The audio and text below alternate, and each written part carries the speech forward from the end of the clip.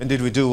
Colonel Hassan Stan-Labo, a former Army officer, joins us in our Lagos studios. Thank you so much for coming. You've been listening and having a feel of how this has developed to this time, the abduction of the Dapchi girls. And some say that perhaps this is the same script that has been played out when we had the same scenario in 2014, April, for the Chibok girls. Do you think that this whole episode would have been avoided if we had left the army in their posts? Yeah, thank you, Gimba. Thank you for inviting me yet to this credible platform. I agree with you that, frankly speaking, we are seeing yet a replay of the Chibok incident, which we had gone through in 2014. And to hit the nail on the head, could this have been avoidable? I would say yes. It is a failure of intelligence. And when we say it's a failure of intelligence, I'm not just placing the entire blame at the door of the military. I also see it as a failure of citizen participation. Okay? Because these guys, let's face it, they assembled somewhere. The trucks that were said to have been used were assembled somewhere. There are people that live within this general vicinity. The trucks moved on a convoy to these schools. People were watching them.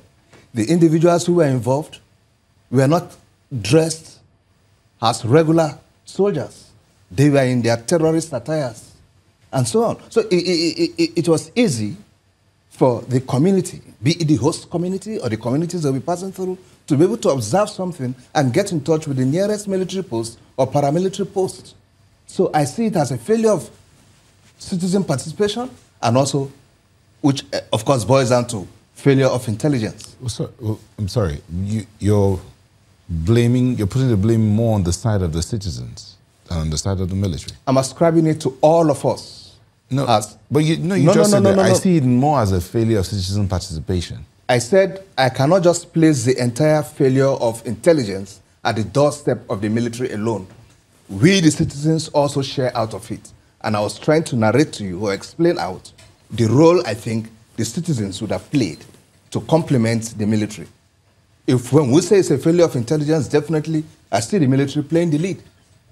So, of course, they take the blame. But then, can we analyze it further? Yes, in that analysis, we now see how the civil populace, what role they would have played.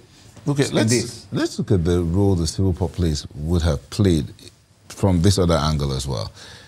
The confusion that came up after the incident where the Yobe state government said this number were rescued, and then later came back to say it was based on information from some military quarters, and then the military said we do not know about this.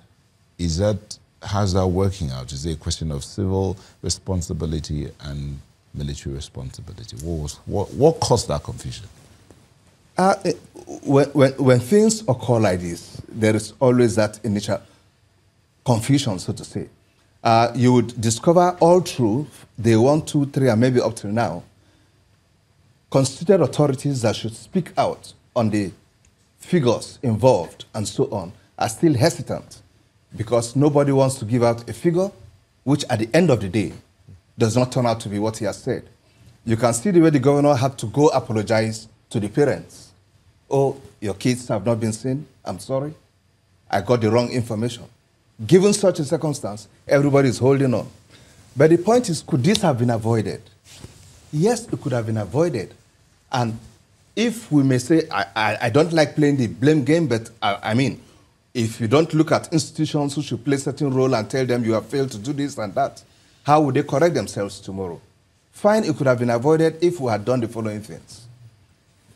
In some climes, we have what we call the Center for Protection of National Infrastructure. I don't know if we have anything like that here, or whether the NSS office is developing one so far.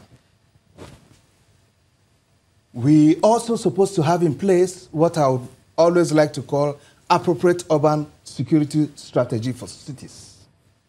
By now, given the experience we've had with Boko Haram and our exposure, the threat of terrorism, by now nearly every city should have had its own, urban security strategy addressing its peculiarities.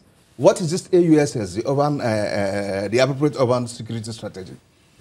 It's more or less a compendium, so to speak, which takes into sectorial considerations the security requirements for each sector. Let's say the health sector, what are the security requirements that should be put in place for a hospital? The education sector, what are the security requirements that should be put in place for schools, whether universities, secondary schools, and so on? You look at it on a sectorial basis. If we had come out with something like this, we shall be on the way on protecting this.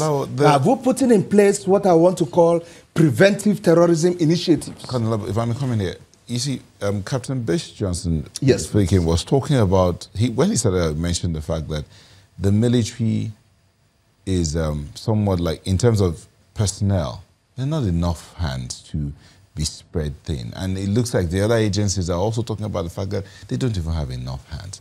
And you're coming up with this suggestion, the AUSS. Yes. That means, that sounds like we're going to need more personnel. And so far, the personnel we have are not enough. So we have to move this group from here to go to the other side where there's more threat. Because, okay, we've been able to settle here, so we move them from there, and then it happens here.